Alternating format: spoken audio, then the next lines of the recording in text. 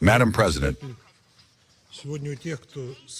today those who follow the UN Security Council meetings on the Ukrainian topic have yet another opportunity to observe the fair of hypocrisy that our European colleagues arrange in order to demonstrate their all-weather support for the Kiev regime. In reality, however, despite all the organizers' efforts, our meeting today only clearly highlights the interest of London, Paris, Berlin, and other European capitals in continuing the war to the last Ukrainian, in order to try to weaken Russia as much as possible and at any cost save their rapidly bankrupting anti-Russian project launched in Ukraine in 2014. Russia not only consistently tried to prevent the sharpest crisis of European security provoked by many years of actions by NATO countries, but from the very first day also expressed readiness to achieve the goals of the special military operation, which we were forced to begin in February 2022, by peaceful means. Among these goals, there is nothing that any peace-loving state would not expect from its neighbors. I doubt that anyone who is now bellowing in this hall the hackneyed mantra about Russian aggression against Ukraine would sit idly by if their neighbor, by force of arms, outlawed the identity of people living on its territory, glorified Nazi collaborators, banned religions, promoted extreme nationalism, and pursued an aggressive and provocative policy. Sooner or later, this would have led to a serious crisis in an armed conflict. Therefore, neighboring states usually seek to resolve such contradictions by peaceful means, and even better, to prevent them. They are usually assisted in this by the UN, regional organizations, and other neighbors.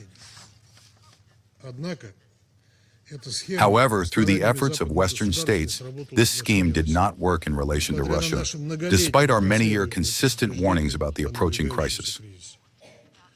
The curators of the Kiev regime remained blind and deaf to this information, meanwhile, as it turned out, arming the junta and preparing it for war with Russia under the cover of the Minsk agreements. Therefore, there is nothing surprising in the fact that the most stubborn among them still pretend that our special military operation began in a vacuum and that Ukraine today has no problems that call into question the survivability of this state. Reality, however, testifies to the contrary. I think there is no need to describe in detail the real problems that Ukraine faces today, almost 12 years after the unconstitutional coup staged by a number of Western capitals.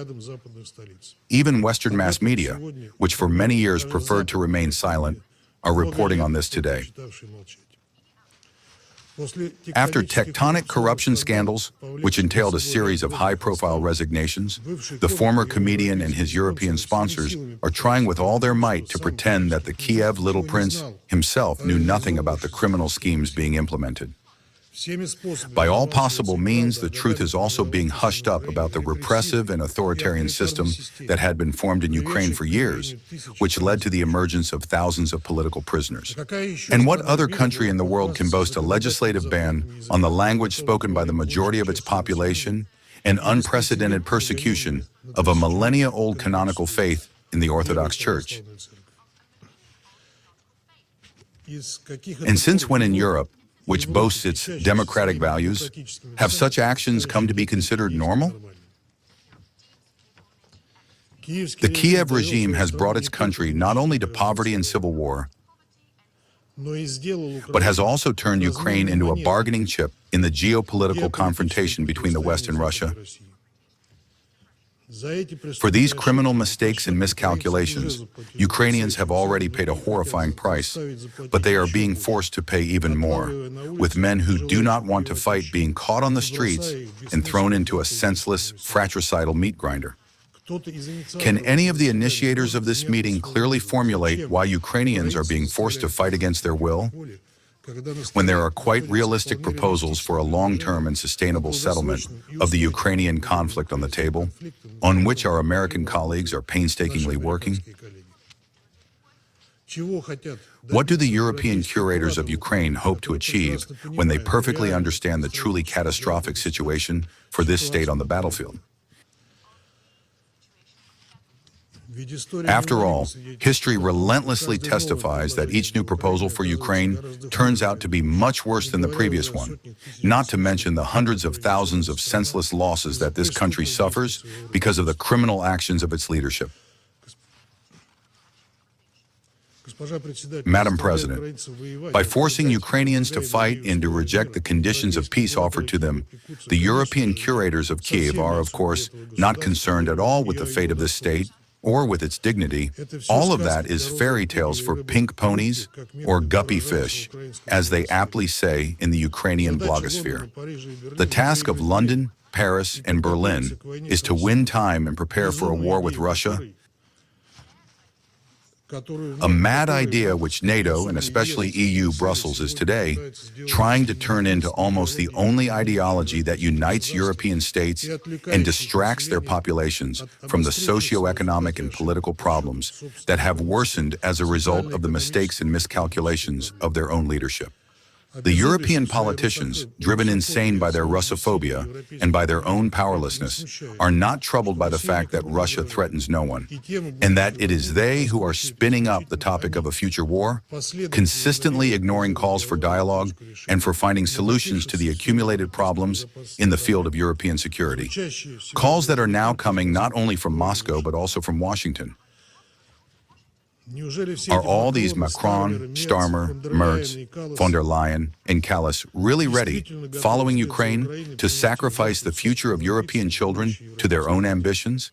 And is the European public really ready to believe in Russophobic horror stories and blindly follow this suicidal path, which at least 3 times in the last 200 years has already turned Europe into ruins? After listening to the statements of our European colleagues in this hall, there are indeed more and more questions about the sanity of the current European elites, and hopes for a swift peace in Ukraine seem increasingly illusory. It is clear that Ukrainians, the overwhelming majority of whom do not want to fight for the clique that has usurped power, will simply not be allowed to put an end to this military madness. Instead of realistic ideas, proposals, and appeals, today we again heard false assertions about allegedly deliberate strikes by the Russian aerospace forces on Ukrainian civilian objects.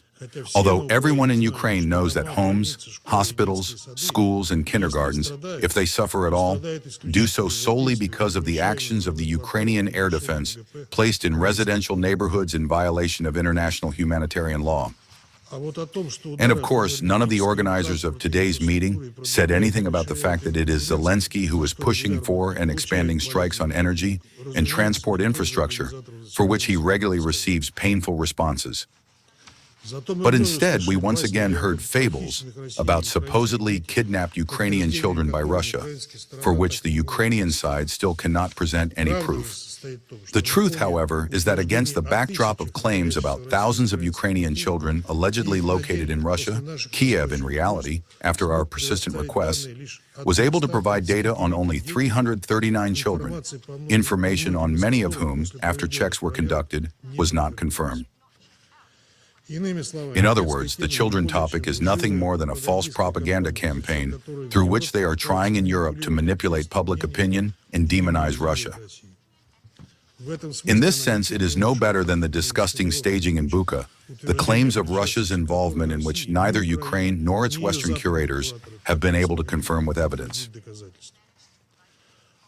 The true attitude of the Kiev regime toward Ukrainian children is evidenced by the scandal unfolding in Ukraine regarding the removal in 2022 of about 3,500 orphan children from the Dnipropetrovsk region to Turkey as part of the Childhood Without War initiative, which was overseen by the wife of the Ukrainian president, Olena Zelenska. In the spring of 2024, horrifying facts came to light about the psychological pressure exerted on the children and about improper treatment of them. They were systematically used in public propaganda events. The police then began a criminal investigation, however. As is customary in Ukraine, it was quickly closed, and efforts were made to hush up the scandal so as not to inconvenience those in power. As a result, none of the organizers of this project, patronized by Zelensky's wife, was ever punished. Do our tender-hearted European colleagues want to investigate this story, which outraged millions of Ukrainians? Of course not, because for them, children are nothing more than a pretext for yet another anti-Russian campaign. Colleagues, we have very little hope that in London, Paris, Berlin, and Brussels they will suddenly see the light, and today's meeting unfortunately only confirms this. Too much has already been put at stake for the elites there. Too large a bubble of lies has already been inflated by them around the Ukrainian crisis and its true causes.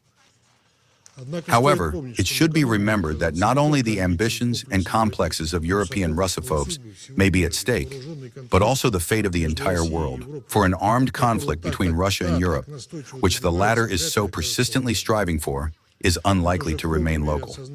This has already been fully realized in Washington, and we are grateful to our American colleagues who are trying to convey this obvious truth to the European inflamed minds.